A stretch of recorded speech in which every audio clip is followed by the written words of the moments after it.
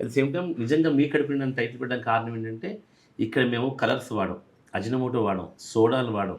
అంటే ఈ సోడాలు ఎయ్యము అన్నంలో. సో, నిజంగా కడుపు నిండా తినొచ్చు అనడానికి ఈ టైటిల్ పెట్టాం. హ్మ్.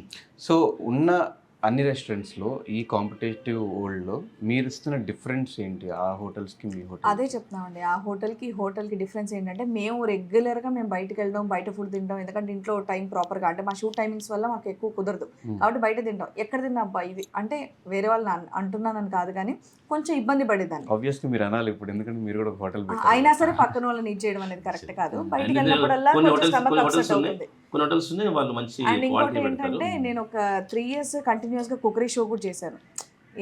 ఎలా వండుకుంటే బావుంటది, ఏది తింటే బావుంటది, దేనికి స్టమక్ అప్సెట్ అవ్వదు అనేది. సో, ఆ ఉద్దేశంతో మనకి బయటి దానికి, ఇక్కడికి డిఫరెన్స్ ఏంటంటే, మెయిన్ ఫుడ్ కలర్ వల్ల చాలా మందికి ఇబ్బందులొస్తాయి. అది అందరికీ తెలిసిన విషయమే ఫుడ్ కలర్స్ వాడకూడదు అని. కాబట్టి మా హోటల్‌లో ఖచ్చితంగా అదుండదు. హ్మ్. అండ్ ఇంకోటి టేస్టింగ్ సాల్ట్.